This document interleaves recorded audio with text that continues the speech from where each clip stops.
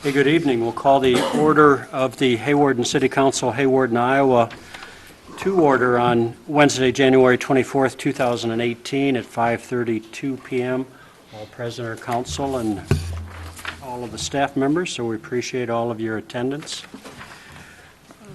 We'll have a number of items tonight to disseminate and go over, so we appreciate all of you being here and a lot of homework after this again.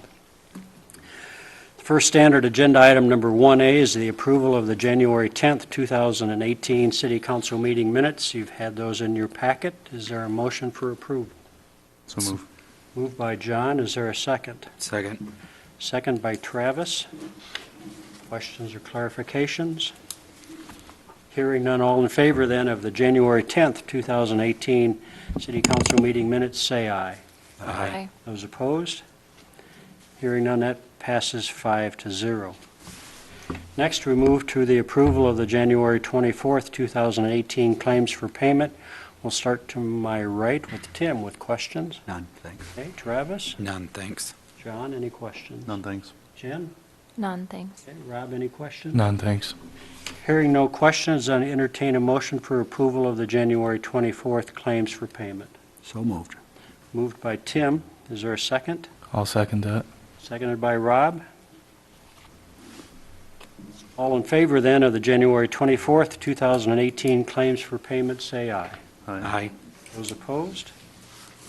Hearing none, that passes again 5-0. Open business from the community.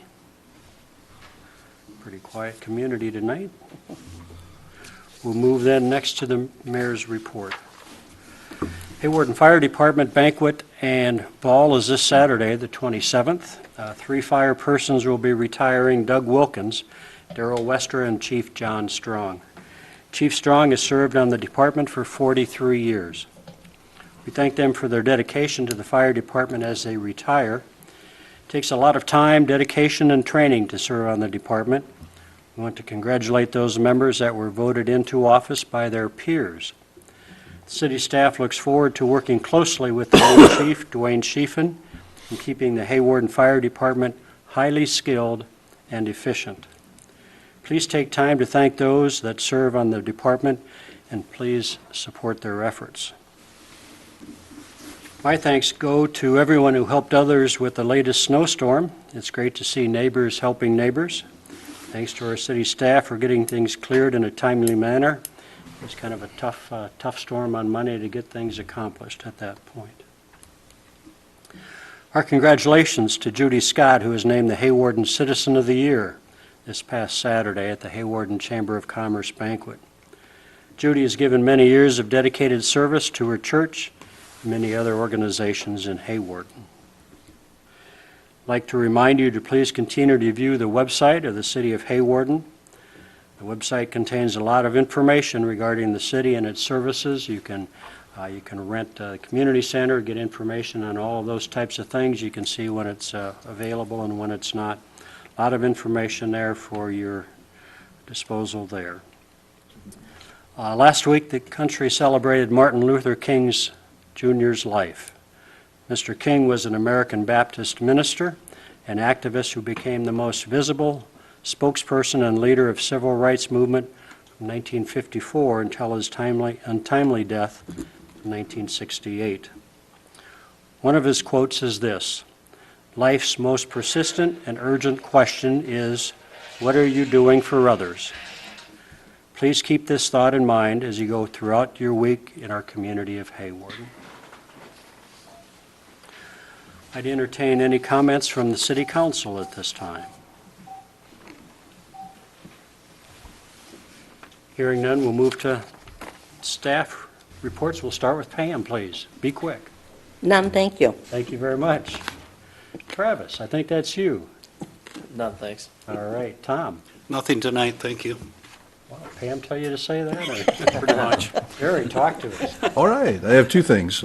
First of all, I'd like to remind the residents that it's important that they clear their sidewalks. We do have an ordinance that requires you to clear your sidewalks in a timely fashion. If you don't, you'll be issued a citation, or the city will come up and make sure that they're clean and send you a bill. So just want to, just a friendly reminder for everyone to make sure to clean their walks.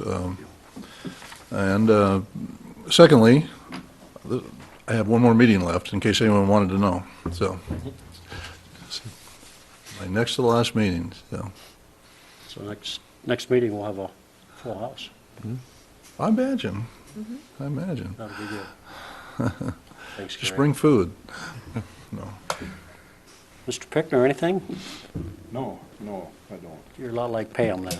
Yeah, I don't have too much to say. Other than Gary can always come back, he's just not going to get paid. That's right. That's true. You can come up to, Yeah. citizen comments then. Oh, no. I shouldn't have said anything. You didn't hear that, Gary. Thanks, Jim. All right. Mike? Nothing tonight. All right. Corey? I just wanted to thank all the citizens for getting their vehicles off the road so the plows could get through. We only had to issue one citation during the storm, which was nice for us and nice for the city crews. So just want to thank all of them.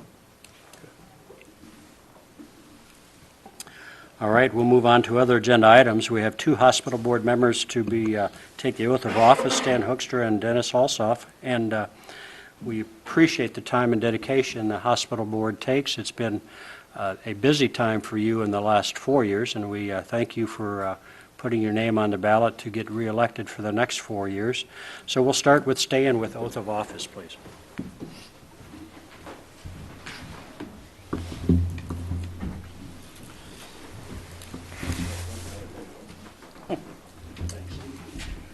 Face me, please, and raise your right hand and read your oath of office. I stand here do solemnly swear that I will support the Constitution of the United States and the Constitution of the State of Iowa, and that I will faithfully and impartially, to the best of my ability, discharge all my duties of hospital trustee for the Hawarden Regional Healthcare Board as now and hereafter required by law. Okay, thank you very much.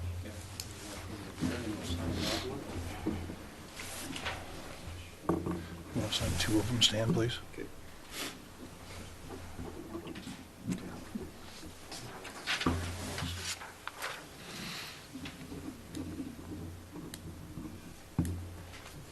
Right.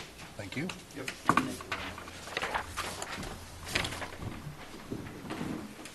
need to have that memorized now. I do have glasses this time. I thought I had to borrow Kathy's glasses. That's right. Raise your right hand, please. I, Denny Halsall, do solemnly swear that I will support the Constitution of the United States and the Constitution of the State of Iowa, and that I will faithfully and impartially, to the best of my ability, discharge all of the duties of hospital trustee for Hawarden Regional Healthcare Board as now or hereafter required by law. Denny, appreciate your work. Thank you. Stand right over there and have you sign Hey, this, Dan. please. You sign two of them for me, please?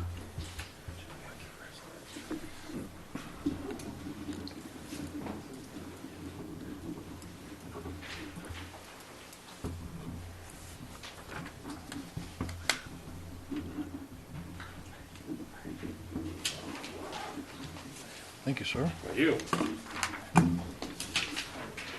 Thanks.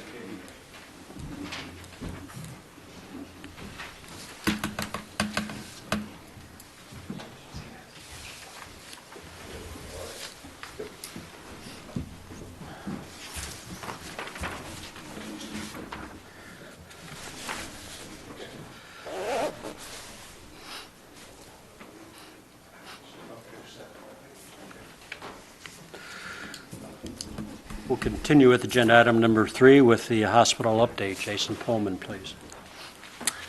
Hello, thanks for having me here. Obviously, I talked about our audit for 2017, and I think I wasn't able to get it in the packet in time. I was burning the Friday hour pretty hard, and I know the cutoff isn't noon to get them in and missed that deadline. But hopefully you have in front of you the one-page sheet that goes over basically our financial audit, and so you can see a comparison of 2016 and 2017.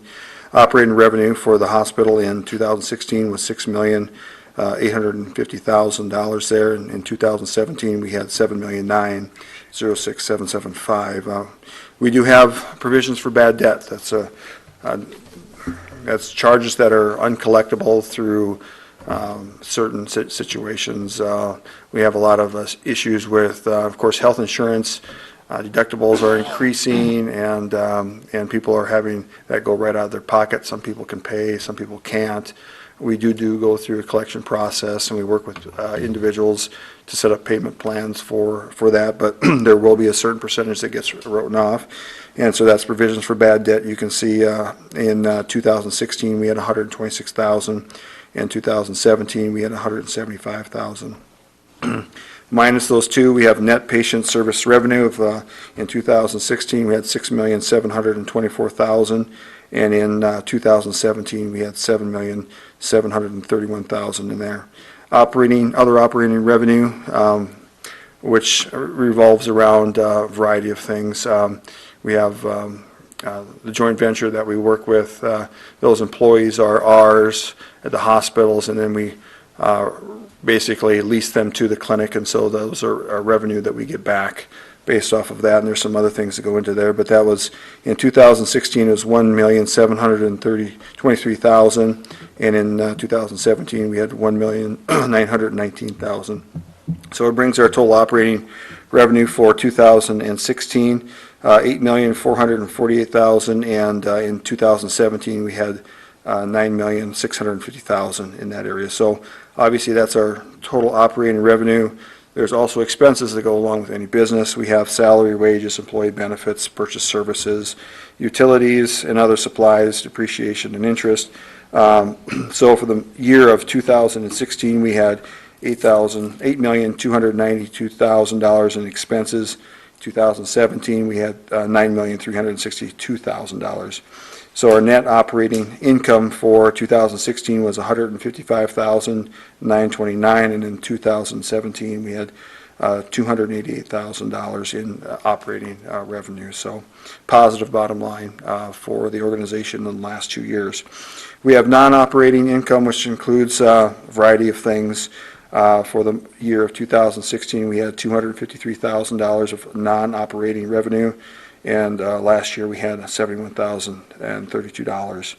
So we had, if you add the two numbers together, in the year of 2016 we had $409,000 revenue over expenses, and in 2017 we had $359,000. And then you add in contributions and from the building fund and grants and other things that flow into there. You can see that in 2016, we had $127,000 flow in, and then in 2017, we had $359,000 in there. So net increase in net position from 2016, we had $536,000 in net position, and then in 2017, we had $719,308. So really positive bottom lines for our organization, and we've had positive bottom lines since I've been here for 6 years. The one thing that to mention is, as we start to carry the debt of the project, obviously we'll have interest, we'll have loans to pay, and then we'll have depreciation. Depreciation is a bookable expense that goes right to the bottom line. We don't have to write a check for it, but it is an expense that we have to account for. So I would imagine that over the next course of 5 years that our bottom line will probably be in the red for the next couple of fiscal years, just because the depreciation will hit us pretty decent in that area. So I wanted just to briefly go over the loans that we have for the organization. We finalized the loans last week, and they are final. So the USDA, we borrowed $8.83 million, and then from our local banks we borrowed $1 million. And then we also borrowed $360,000 from the rural the Red Leg program, and that is a 0% interest over 6 years. And we had 2-year deferment, and the first payment is in 2020 of May. And so we will be booking those expenses, so we have adequate resources to pay for those.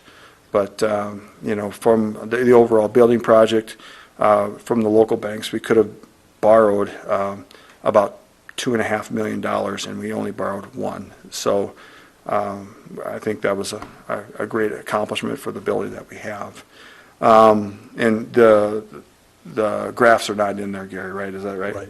Okay, so maybe I'll bring that back next time and we can go over those a little bit. Yeah. So we have some financial indicators and some different graphs that our Syme Johnson, our auditor, puts together. Kind of gives us a kind of a glimpse of what our years have been looking like since 2013 moving forward. And then it provides a look at other hospitals in our area of similar size. The one pier is a facility that has already built, and you can definitely see the total margin is down significantly because of the depreciation. And but the cash in the bank is huge, and so that facility has 232 days of cash on hand. So what that means that without turning another patient, they can fund their organization for 232 days. Ours is sitting at about 150 right now. So really doing well in that area. So the benchmark is 90 days if you really want to know. So 90 days is a normal for an organization our size, and we're sitting well above that. So really doing well. Any questions that council or anybody would have about the hospital or anything that's going on, I'd like to share?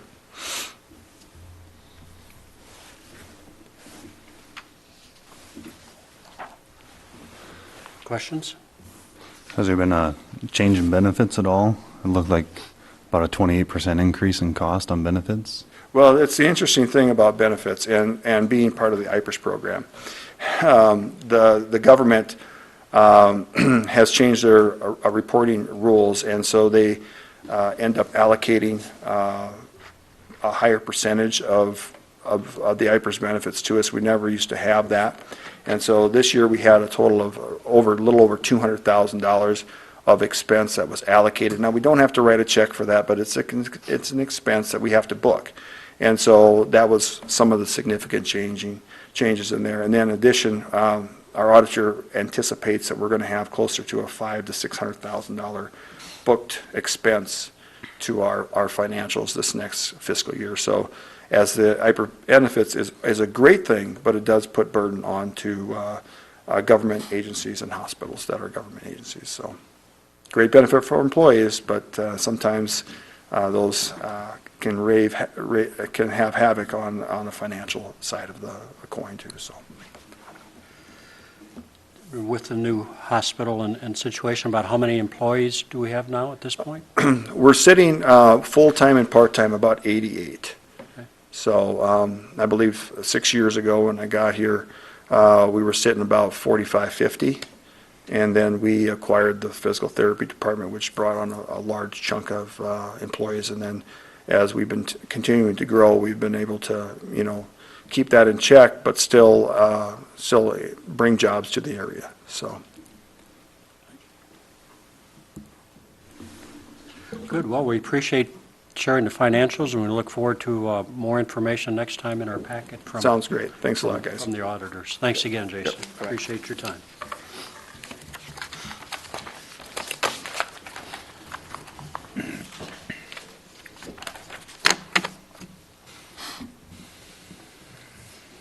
Agenda item number 4 would be start with a public hearing on vacating the alley and authorizing the final disposition of real estate to Marvin Lyle Caskey.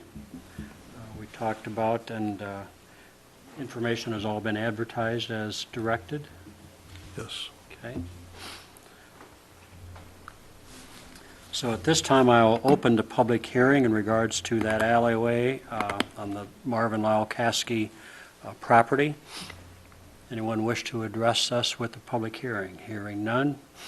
Any comments received from the public at the city offices in that regard? Nothing. Okay. Any council or staff wish to make any comments in regards to the public hearing with this alleyway? Hearing none, I will close the public hearing, which moves us to agenda item number 4A. This is the resolution 2018-03, vacating the alley and authorizing the final disposition of real estate. So moved. It's been a Second. motion by Travis. Is there a second? Second. Seconded by Tim. Further questions or clarifications from council? It was pretty well discussed at our last meeting. Anything from Jim? Okay. Call for a roll call vote then for Resolution 2018-03, please. Feldhacker, Aye. Bergsma, Aye. Olson, Aye. Clucky, Aye. Kurth. On a 5-0 roll call vote, Resolution 2018-03 passes. Next again would be a public hearing on vacating the alley and authorizing the final disposition of real estate to Mr. Robbie Munns. And this has been advertised correctly? Yes, sir. Okay. I'll open the public hearing in that regard.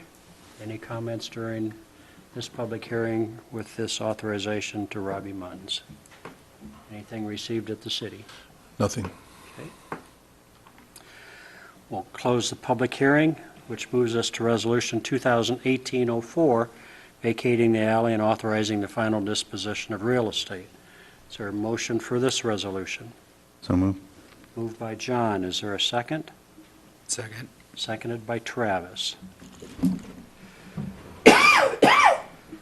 Roll call vote then, please, for Resolution 2018-04. Olson, Aye. Kurth, Aye. Clucky, Aye. Bergsma, Aye. Feldhacker. Aye. On a 4 and 5/8 vote, with Tim going down, we'll make it 5-0, actually. Okay. That resolution passes.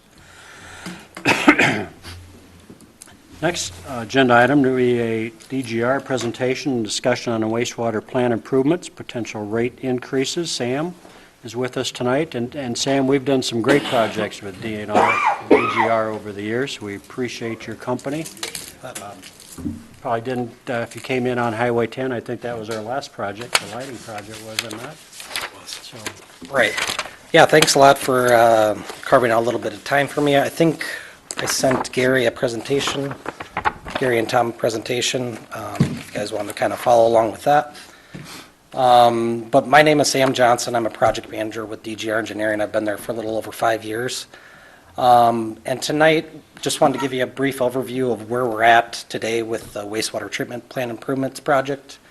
And again, we're not going to decide anything tonight, but I just wanted to give you an update on where we're at as we kind of end the phase 1 of our project and look to move forward with phase 2 and phase 3 of the project. So as most of you know, this last fall, DGR staff and city staff met on site and did a plant walkthrough to identify problem areas at the facility and identify how we can alleviate some of those problems at the plant. Walking through the plant, it was pretty evident the work that Al and his staff have done to keep the plant fully functional, using mostly original equipment, being that the plant is coming upon 50 years in operation. The plant was originally built in the early 1970s, so the work they have done to keep that fully functional has been pretty remarkable.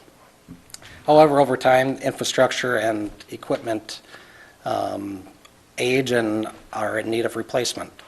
So we were able to identify necessary improvements to, 1, keep the plant running, 2, to provide some more operational control for Al and his staff, and 3, to provide some protection of some of the existing equipment that the city has invested in to make sure that we're extending that service life of all that equipment. So with that, tonight I'm just planning to go through the proposed improvements, touch on the estimated cost estimate that we put together, how that project could be funded through state programs, and what impacts that has on your local rates. And then I'll touch on a proposed schedule and take any questions after that.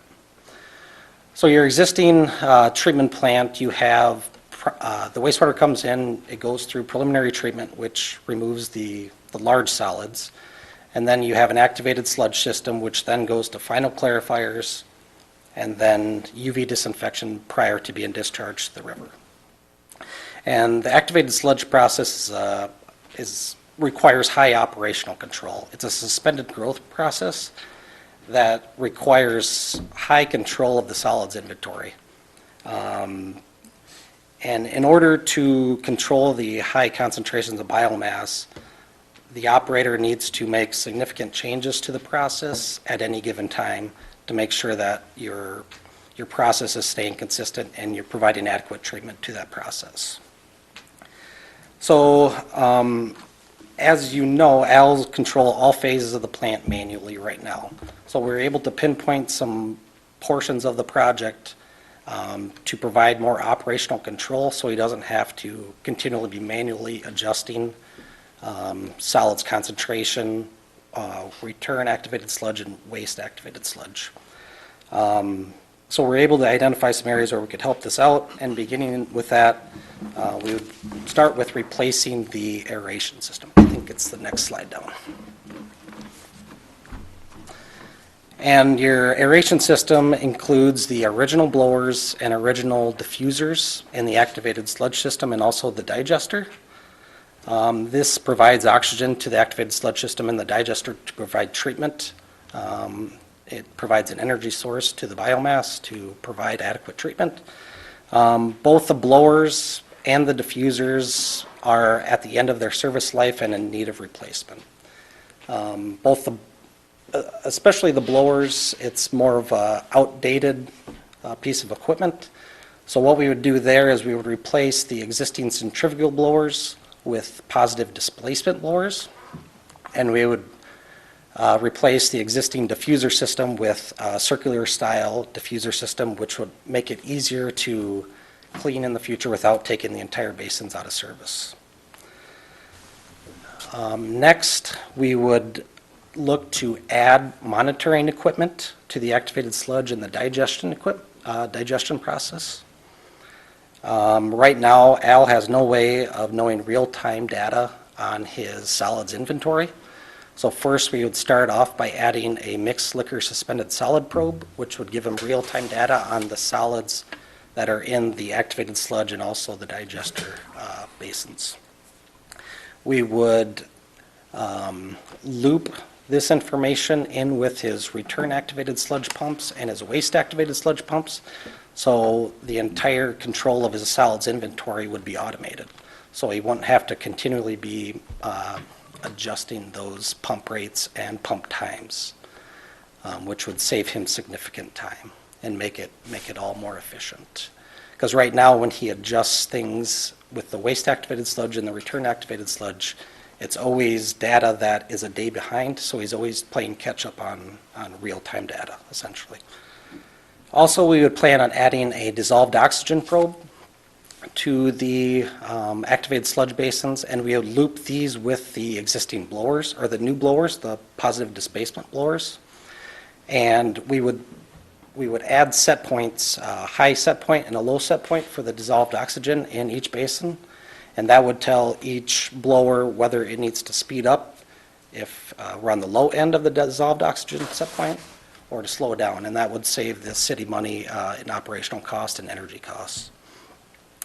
As of right now, all motors on the treatment site do not have VFDs.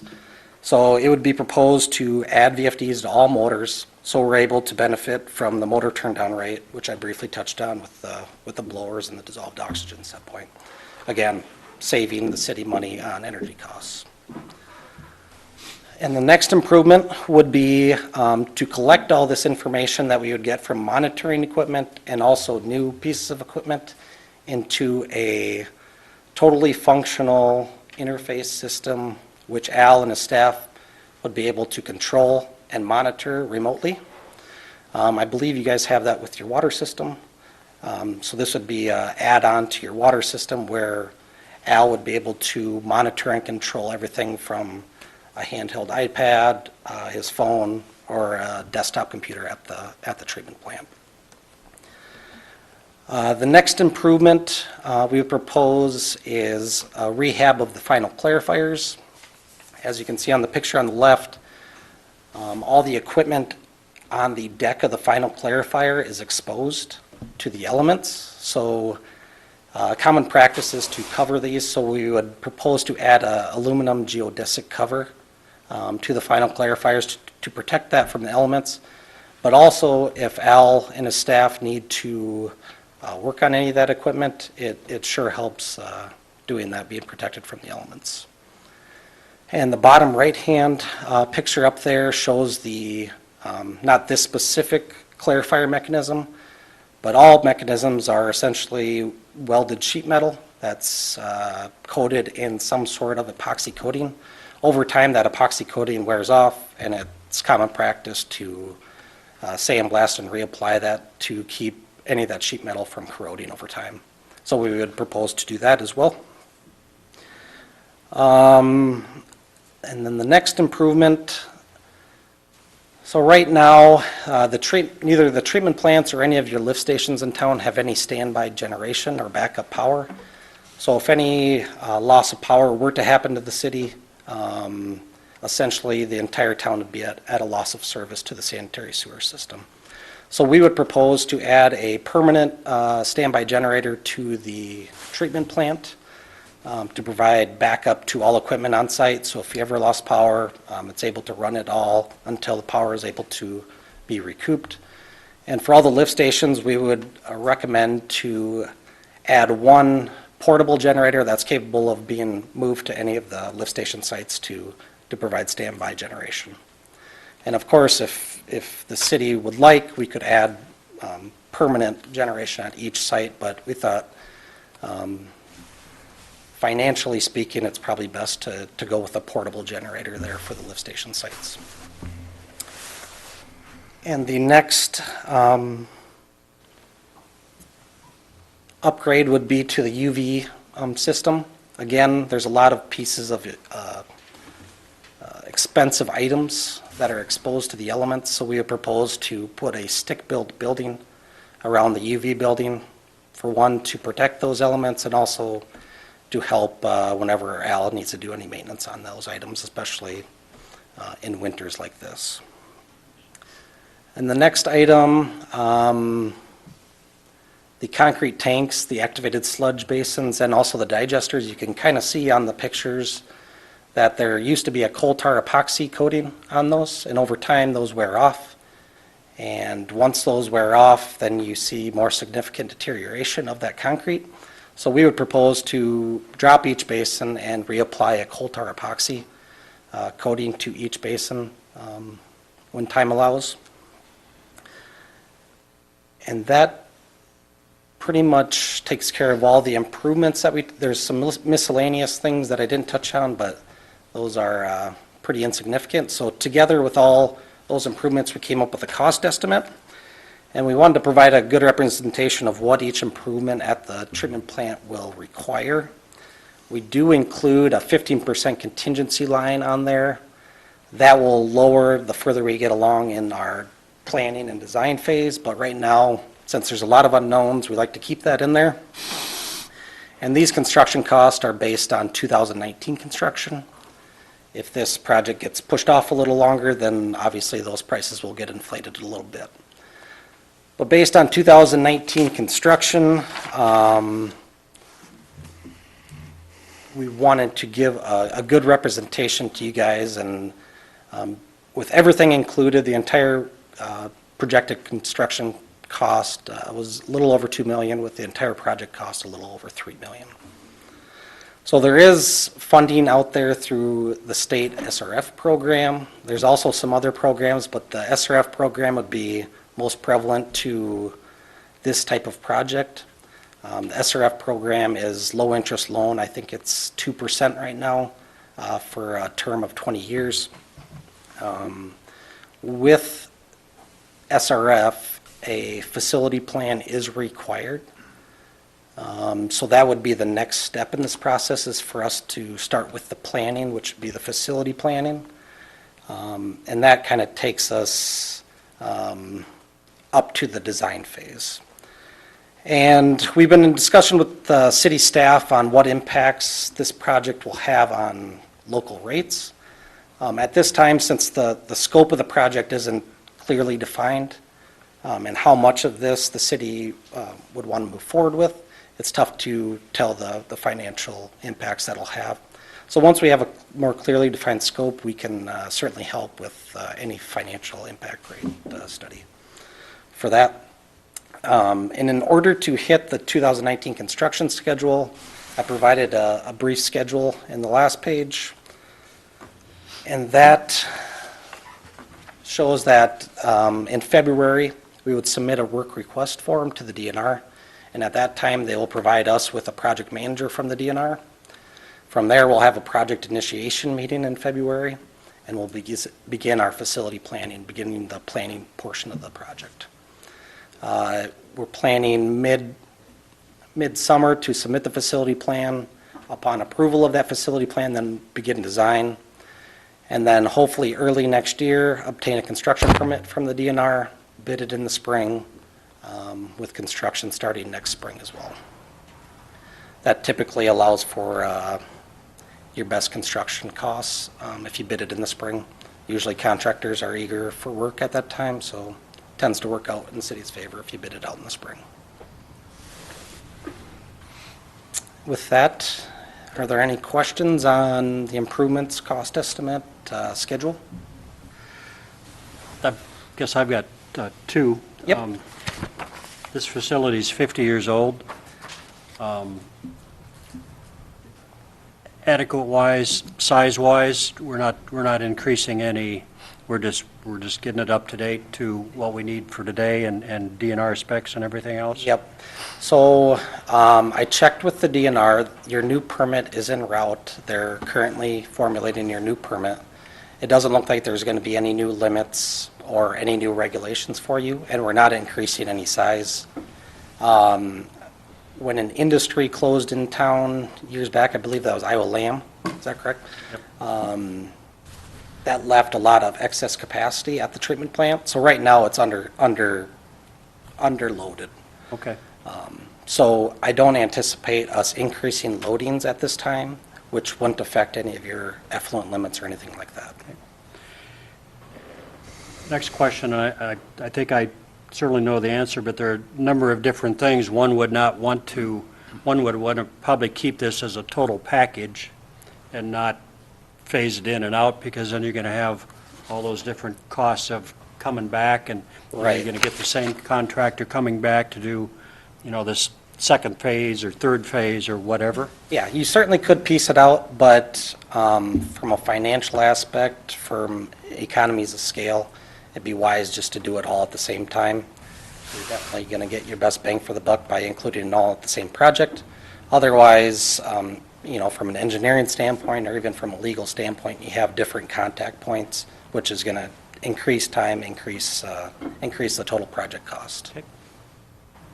But yes, you could break it out if the city only wants to spend $2 million this year and then push off $1 million.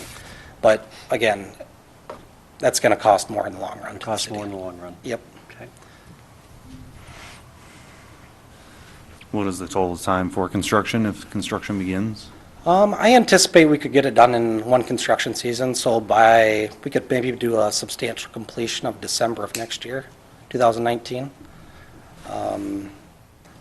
Typically, when you increase your time allotment that a contractor could do the construction, you're going to get better prices, but I anticipate one construction season we could get it done. There's nothing too groundbreaking with any of the improvements we're making. You said that this is to improve to make all the improvements. Does this absolutely get it to fully functioning order, like everything working how it should be? I think so.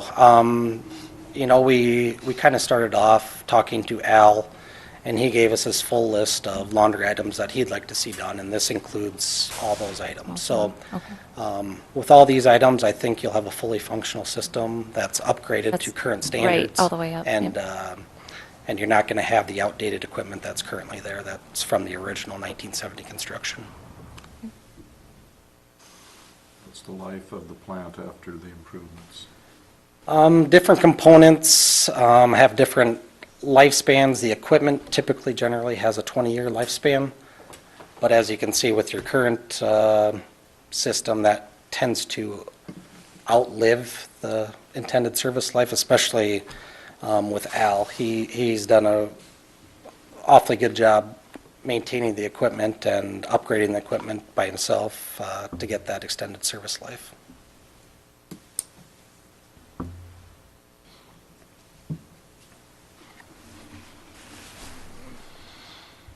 Gary or Mike, financial from the city?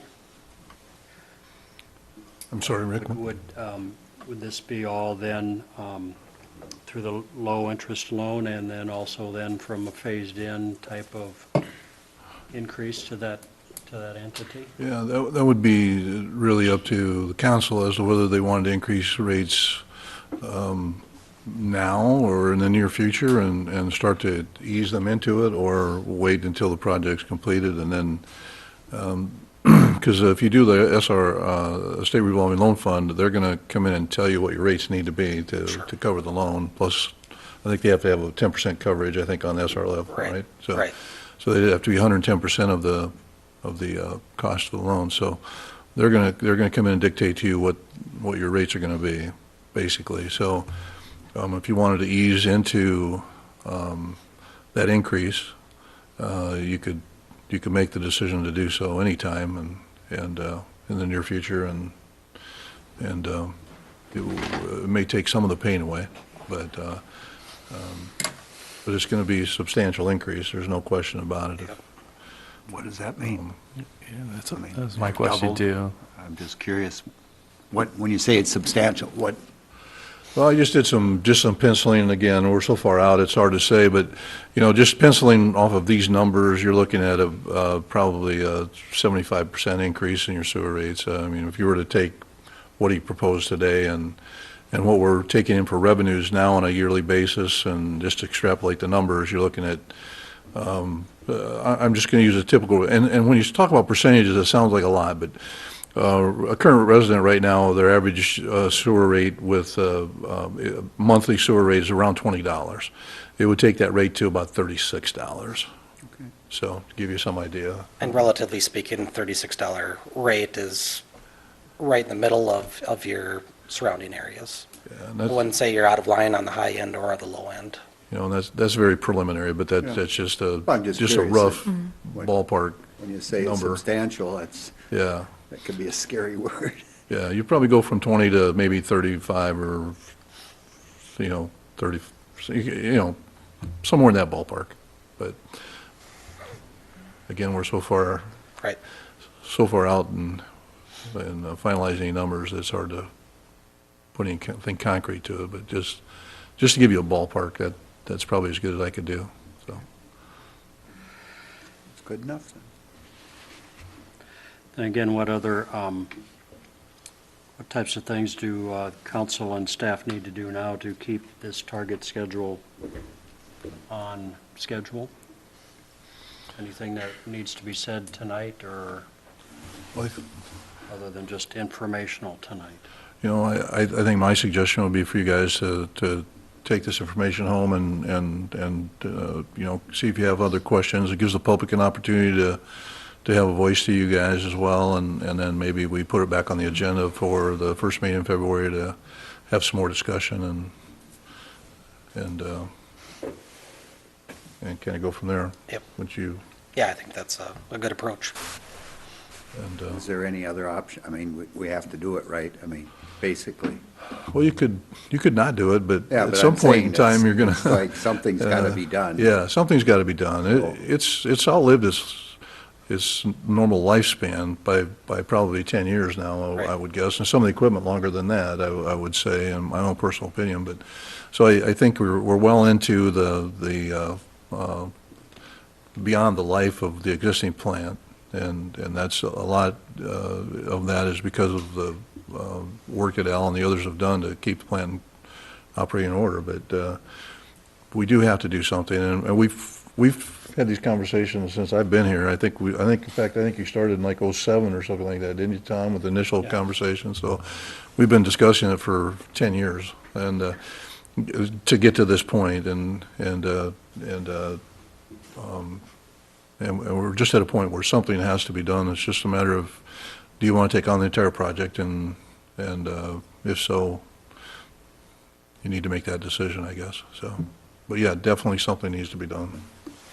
We can't prolong it can't kick the can down the road any further. It's kind of there, so. Any further questions for Sam as we have him here? I have one Yes. more, please. we've kind of said that this has been more of a manual system right now, and it looks Yep. like it's just going to turn all the way over into technology. Do you see a lot of upgrades with technology that we'd be looking at as well as don't- time goes on? I don't think so. From your SCADA package that controls everything, most of that stuff has been around for a Yep. long time and is upgradable, but it's not Not significant completely to- obsolete at some point. Okay. Yep, Just from going from, yep.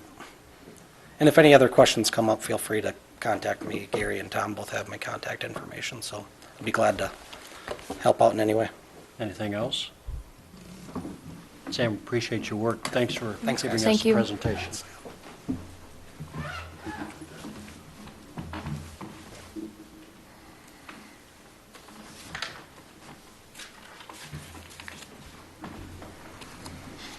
Agenda item number 7, overview and discussion now on cable television rates.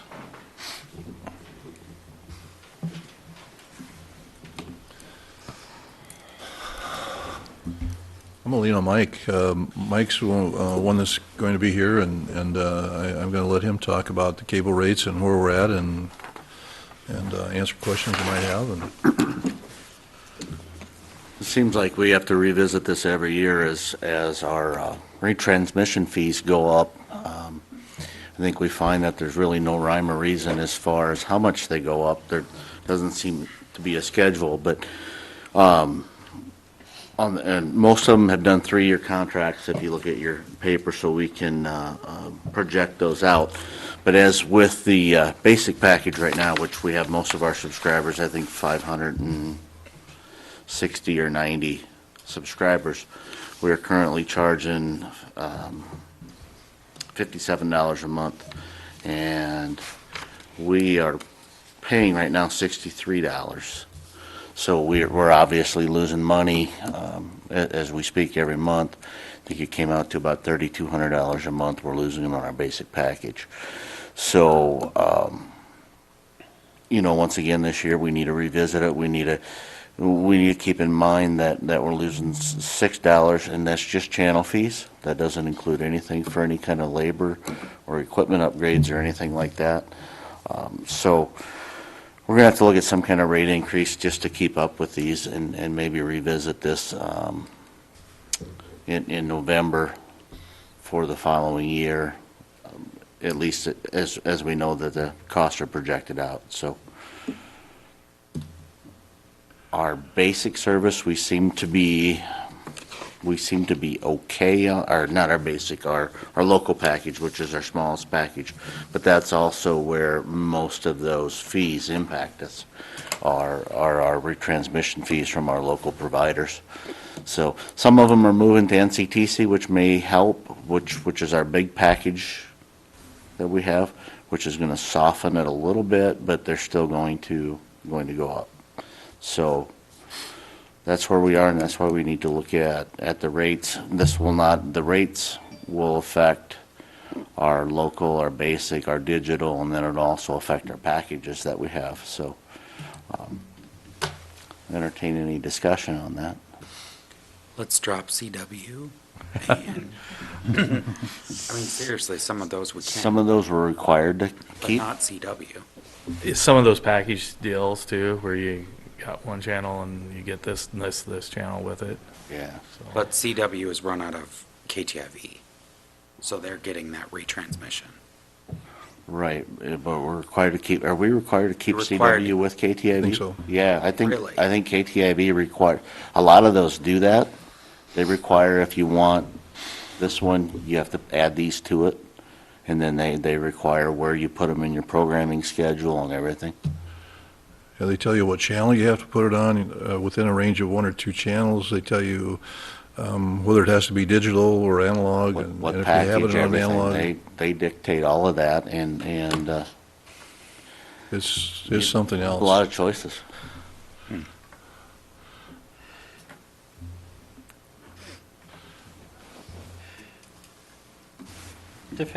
Difficulty, as you mentioned, is it's the retransmission fees there's, from our point of view, there's no sometimes rhyme or reason why they just, No. If you look at a lot of your true cable channels, those fees don't go up, a considerable amount, whereas, you look at your KTIV or KMIG or any of your local ones, I mean, they just go up, whatever, and these fees that are locked in are the negotiated fees. They're not where anybody started.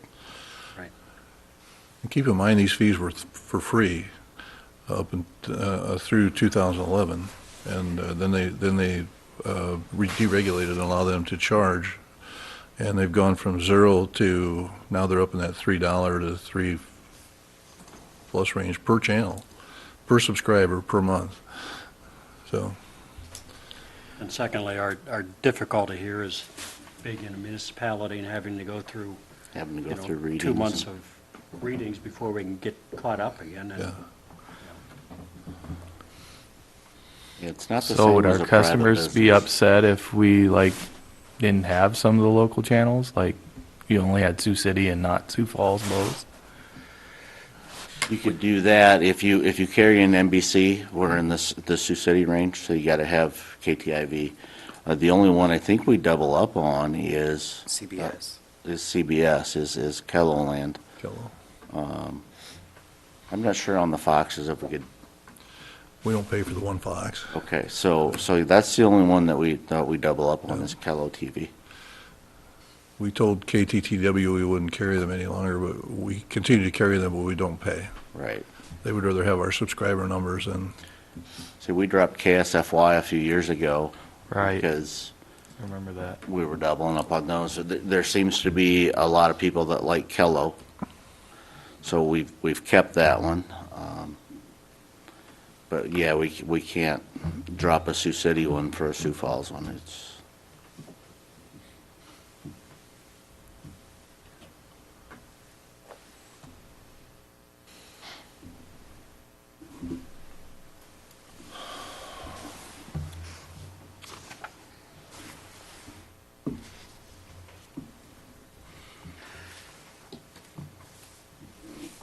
we have any notice when they will be going up again, or is it just random? They go up yearly. Yearly. Like right now, most of these contracts are on 3-year contracts. So now we can project out for the next 3 years. Okay.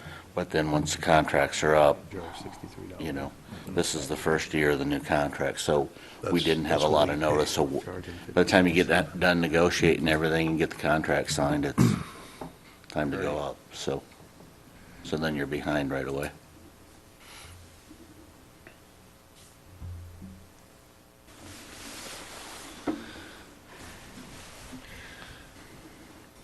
you've had people request, like Fox Sports North, for instance, just to add that one channel would cost us about $5 a subscriber. FSN is about $5 a month per subscriber, and you can't just add, to those that want it. You have to add every subscriber, so it's that $5 times 700, even though there might be only 50 that want it, so.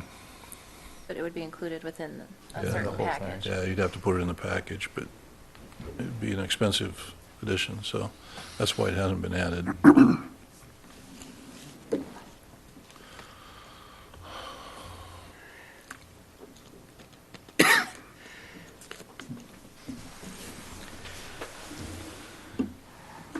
So at this meeting, you'd like some verbal direction from council for, Yeah, I think at the next meeting, we'd like to come back with an ordinance to raise the rates. I guess it's open for discussion on how much you'd want to raise them.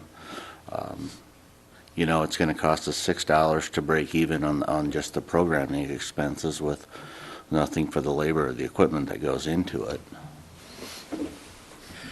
and obviously, the last number of years, we've been trying to make each business entity of the city hold its own and be self-sufficient, so Correct. instead of one having to cover another. But,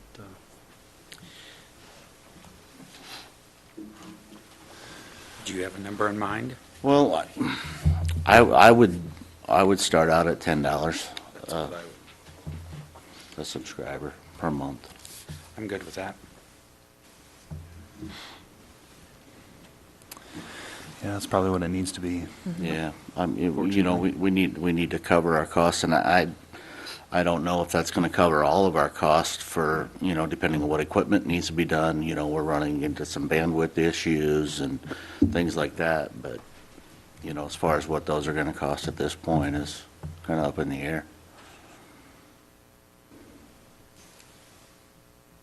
Would that go the $10 across every package? Yeah, we'd have to look at the basic package on that, but I would say it would probably go across the board.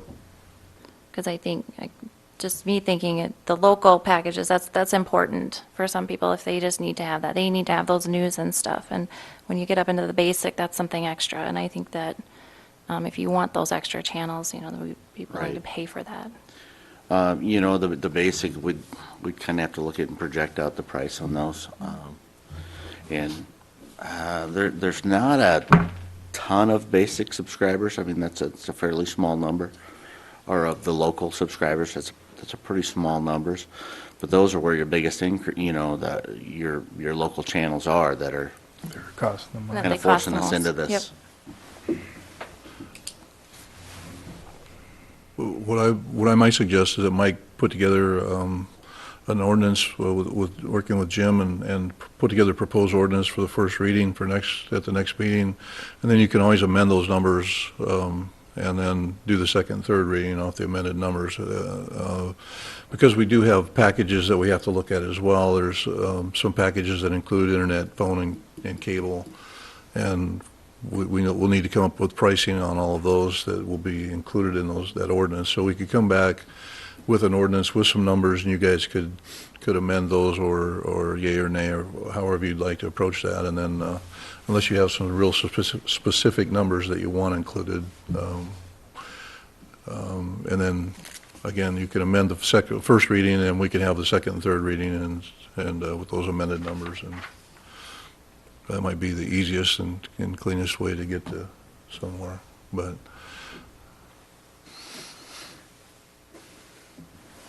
Does that sound okay? You guys will kind of shoot at that $10 range for the basic package, and we'll look at, the basic package. We'll look at the others as well and come with an ordinance with our recommendations, and then you guys can pick that apart and amend it if you need to, and do the second, third reading. Does that sound okay, Mike, to you? Sounds good. Okay. All right, with council? Okay. Good. Thank you for that discussion. It's always a difficult one to have. Agenda item number 8 is the fiscal year 2019 utility budget discussion.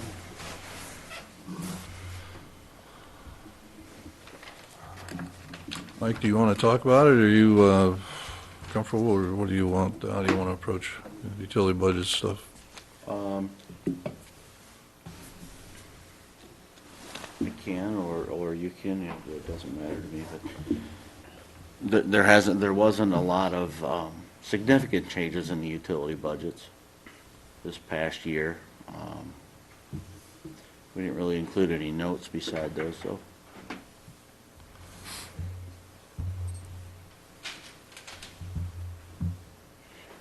A little bit on telephone utility, obviously, revenues continue to decline. Right, and Customer they're base. probably going to continue to decline, Cell phone usage is getting just Yeah. more and more. Yeah. And as you look at these budgets, again, our gas and electric revenues are very solid.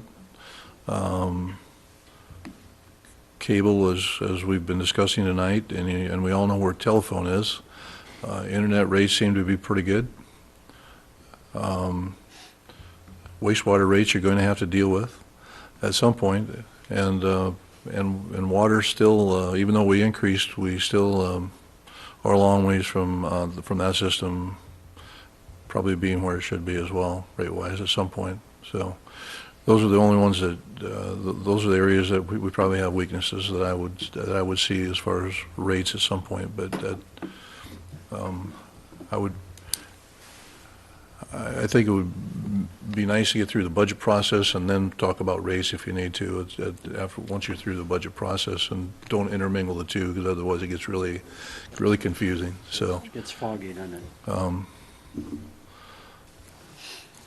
But again, there's not a lot of surprises in the utility, as Mike said, and I don't know, Mike, are there any specifics you want to address at all with anything? Or do you guys have questions about anything in particular?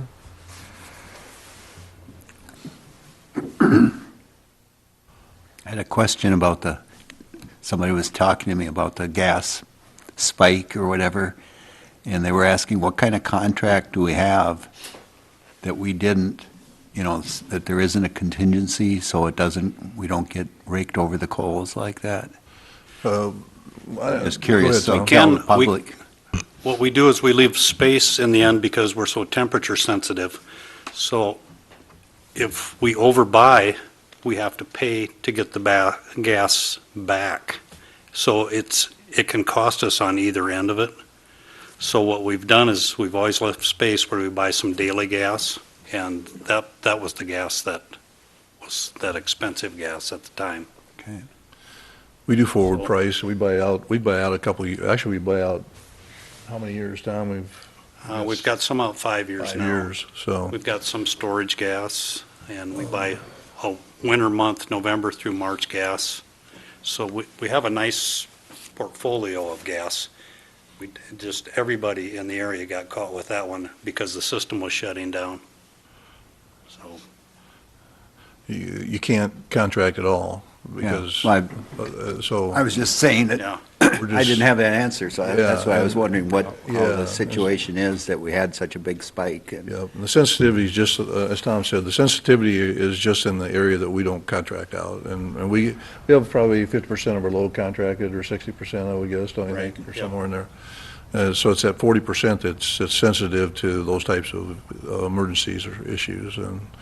And Tom and Tom works with Bill Lindley, and who does this for many, many cities and does an amazing job, so pretty. They pretty said confident. that this last cold spell was 8 degrees colder on an average each day than the 2013-14 polar vortex that came down and made the news.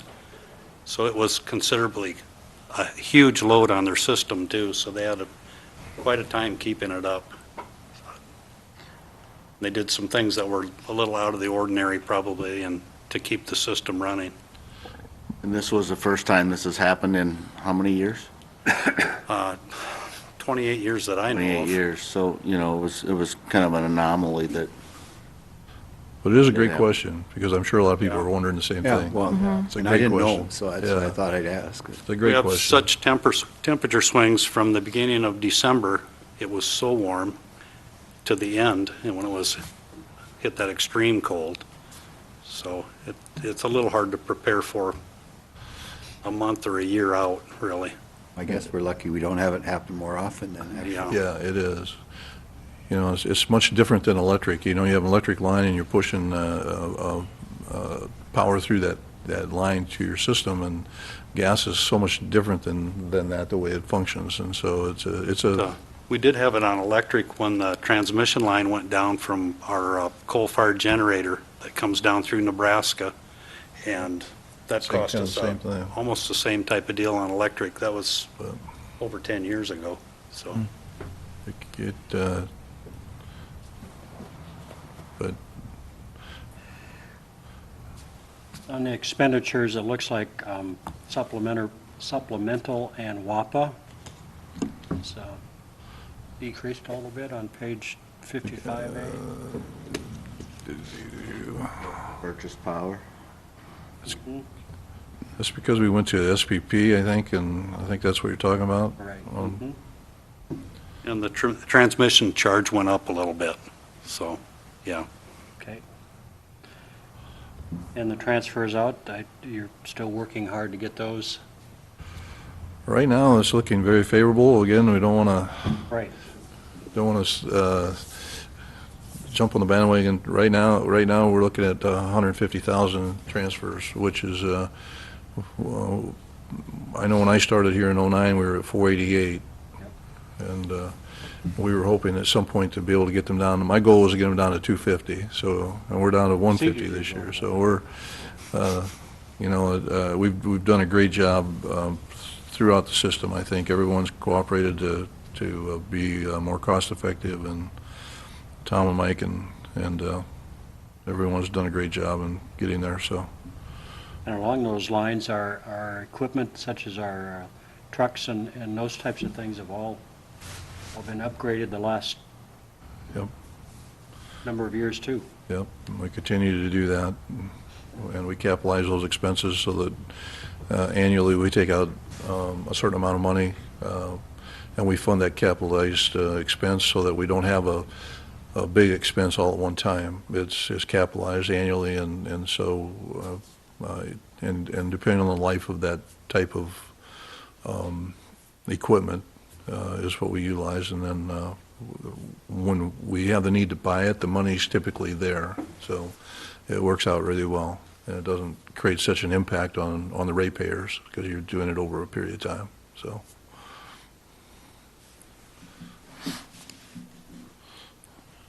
Sorry, Mike, don't want to steal your thunder there, buddy. Oh, no, that's fine. So I'm just so used to talking. you can keep going.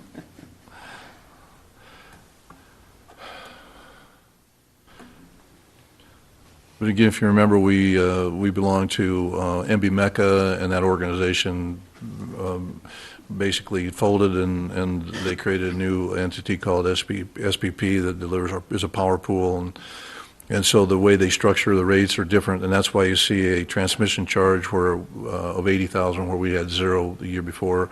It's if you add the 80 and the 385 together, you come up pretty much with a supplemental power charge that we had last year. It's just that it's delivered differently as far as the way we've fund it or pay for it, and so really doesn't change anything for us, and even the cost is basically the same. It's just we view it differently in our system, but. Also, then on that page, a capital outlay of engineering for the transmission line, Highway 10. At some point. What about that? We're having discussions, and I think you got it in engineering for next year, is that right? Right. To have it engineered for next year and come up with some engineering and some cost estimates, I believe. We're trying to set up a meeting with Missouri River Energy Services and NIPCO and see if we can finalize the position of the new line to town. We've had a little trouble with that, so we're hoping to get that worked out.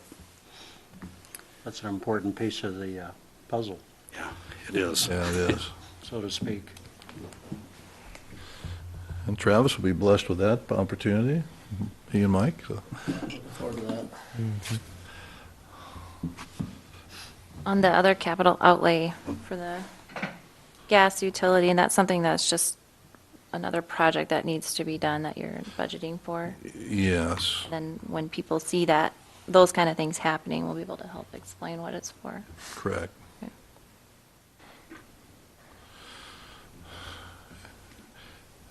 And you have seen, I think in here, we talk about some levee bores under the levee. The DOT contacted us, I don't know, a few months ago, I guess, maybe, and we're looking at widening the bridge over the levee at some point, making it, and hopefully making it wide enough so that there's pedestrian accessibility there, so they don't have to actually walk out in the travel lane. But to do that, we have a gas line and a sanitary sewer line? Force main sewer Force line, main sewer, yeah. hanging off the bridge, so, and at some point, we need to extend electricity to the, underground electricity to the south area of town, and it's a major undertaking to get permitting to do those bores under that levee, so we're trying to get all the boring for the gas, water, or gas, wastewater, and electric, all the permitting done at one time so that we have the ability to do those bores in a couple different locations, so. The railroad, DOT, and the Corps of Engineers are all involved with the permitting, so. Yeah, it's a major undertaking, so if we get any, we want to get them all so that you don't have to go back and do it a second time, because it's a pretty major deal, so. Just don't whip those permits out in a week? No. Maybe a year. Week in a lifetime, maybe? Maybe a year if you're lucky. So. Otherwise, I don't have any other real comments other than, I think everything's pretty much as it's been. I don't see any significant changes that I could address that would be relevant unless you have specific line item questions or something, but.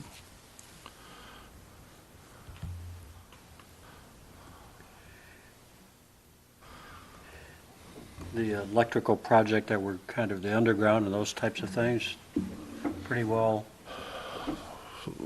Yeah. This Travis, you bores wanna- under the levee would be a part of that to get the overhead taken down going south of town, and then to loop it as well. Yeah, right now, there's two sections of town that are left overhead. Avenue D from 20th Street, 19th Street north, and then the south feeder. It goes overhead down to the south, feeds Baumgars, the whole, everything down there, so we'd like to phase in underground loop down to our industrial area and back up Avenue L. Right. And then it'd cross, so Where there'd be one two of the- crossings with the electric. Yeah. So we have a loop, and then eventually finish Avenue D north, all the way to LG Everett's.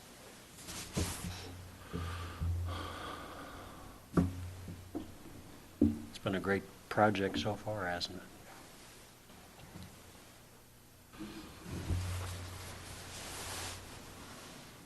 Any further questions for utility budget discussion for fiscal year 2019? Thanks for your input there. We'll move into agenda item number 9, kind of initial general fund budget discussion, please.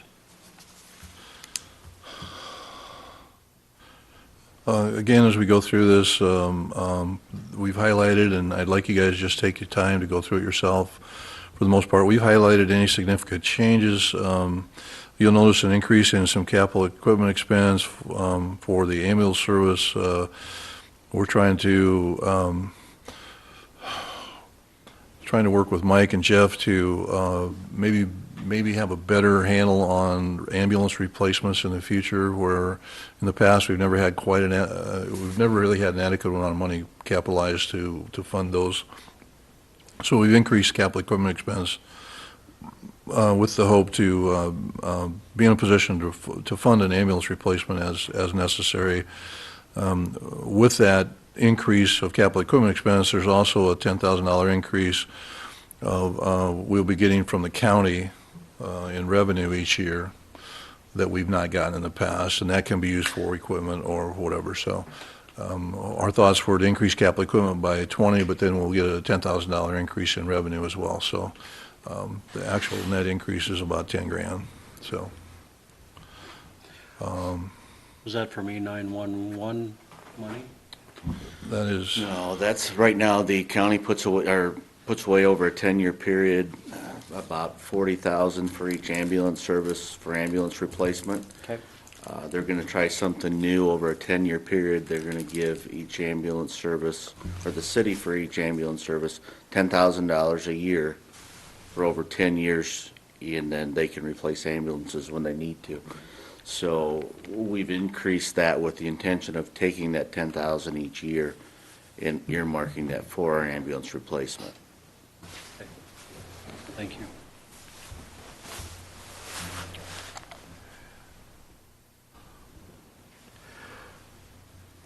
And again, there's not a large number of increases anywhere. We do have on the streets, street projects, we did budget this year for seal coating, and that adds 60 grand or so that we didn't have budgeted last year, but we did last year because we had a budget the previous year and didn't do it. So, sometimes it's a timing issue, but so as you get to the streets, you'll see a $60,000 line item for seal coating. So that was a significant increase, but it's something that we try to do on a yearly basis.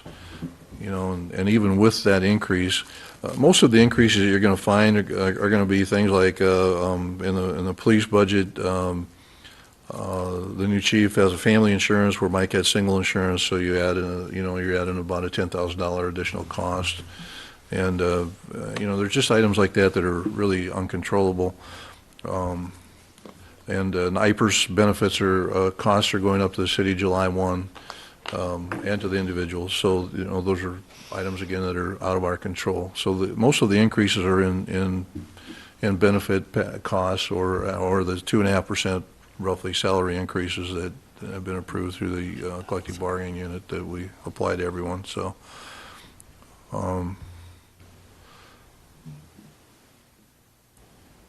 so there's not a lot of surprises, again, in the general fund budget. Right now, if it stays like it is and we have transfers of $150,000, I'd be absolutely thrilled to death. I mean, it'd be a wonderful outcome. But, it's a little bit early to tell that for sure. But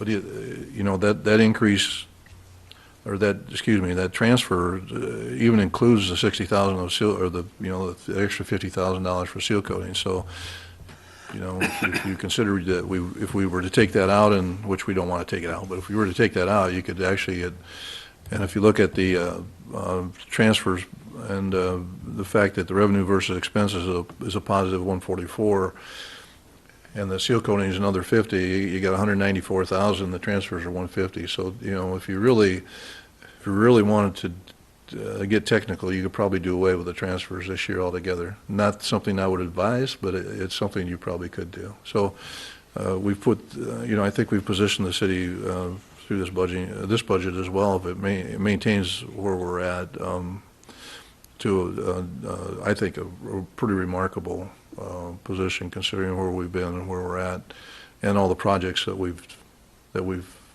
completed in that time frame as well, and be able to support and pay for, which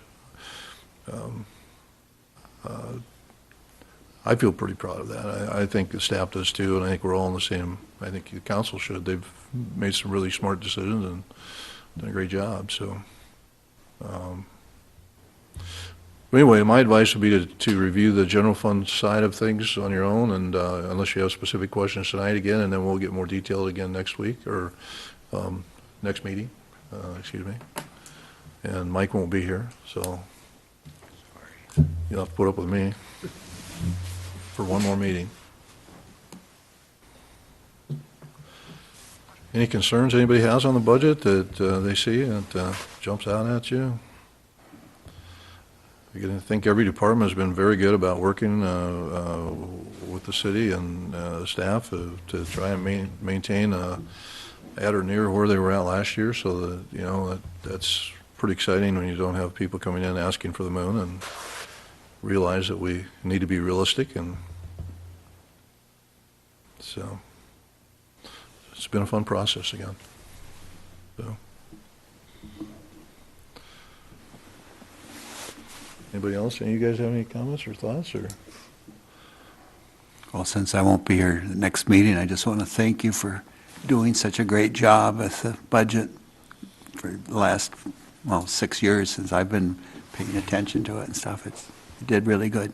Thanks. Thank you.